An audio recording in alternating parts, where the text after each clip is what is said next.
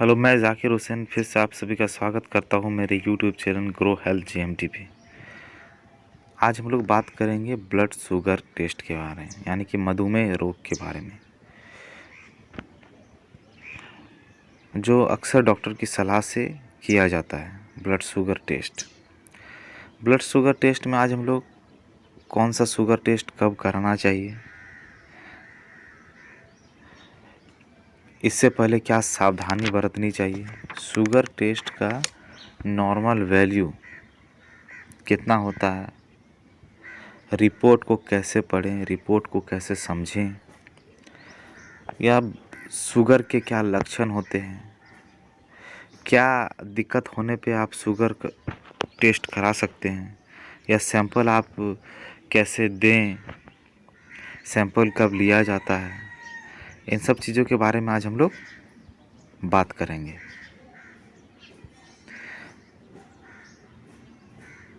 तो चलिए दोस्तों, आज हम लोग बात करते हैं ब्लड शुगर टेस्ट के बारे में।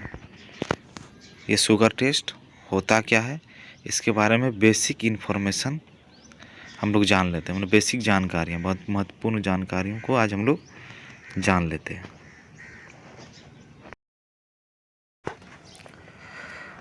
हम लोग step by step blood sugar के बारे में जानेंगे।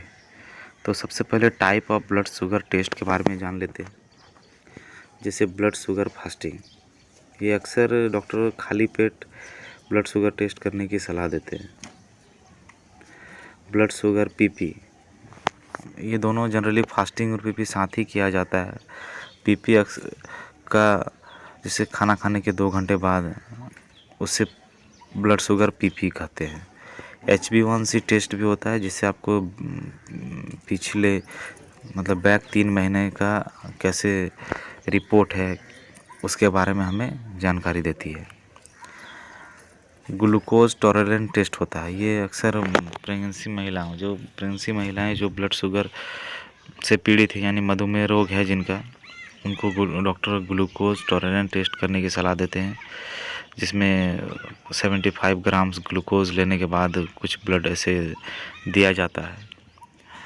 उसके बाद यूरिन ग्लूकोज टेस्ट होता है। जनरली यूरिन जो पेशेंट से लिया जाता है, उसके बाद उसके यूरिन में स्ट्रिप से देखा जाता है कि ग्लूकोज की मात्रा कितनी डिस्चार्ज हो रही है या क्या ग्लूकोज कितना है, उसे यूरिन ग्लूकोज टेस्ट कहते हैं। इंसुलिन टेस्ट, जनरली जिस पेशेंट का इंसुलिन पड़ता है उन्हें इंसुलिन टेस्ट करने की सलाह दी जाती है, जिसे सुबह खाली पेट या खाना खाने के 2 घंटे बाद करने की सलाह देती है।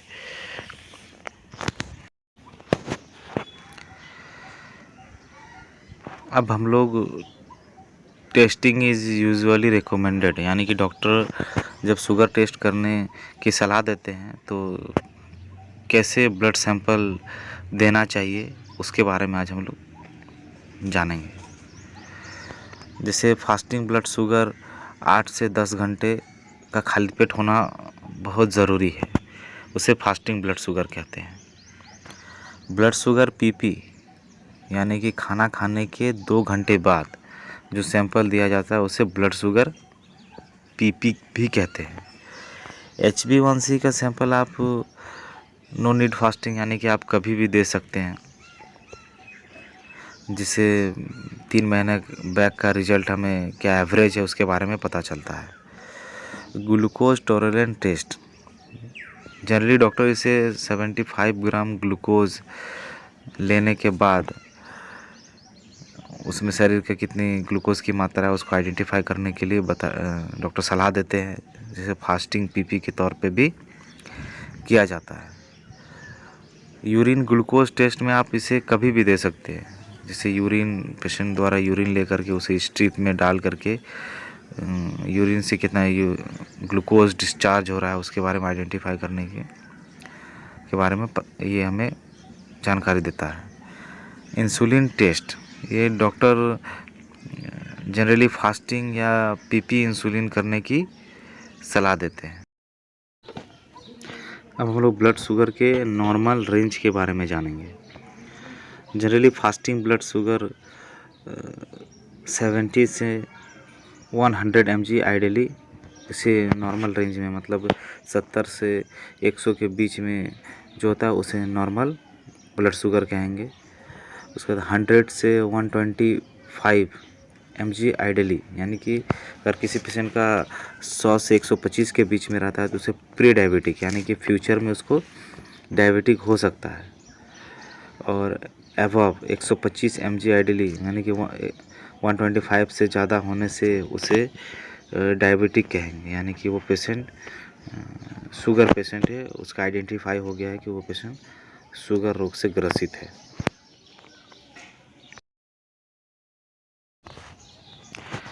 ब्लड शुगर पीपी टेस्ट, ये आफ्टर 2 आवर के बाद देना चाहिए, खाना खाने के 2 घंटा बाद।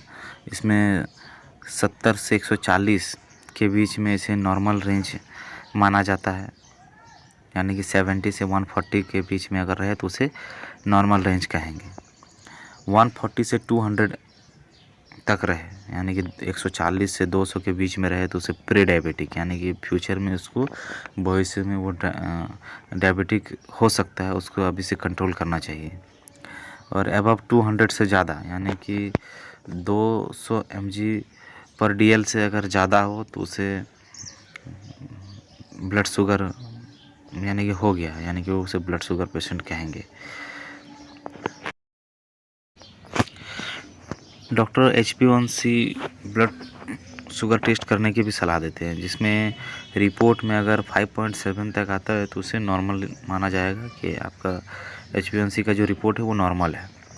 5.7 से 6.4 इसके बीच में अगर रहे तो उसे प्री डायबिटिक, यानी कि फ्यूचर में डायबिटिक हो सकता है।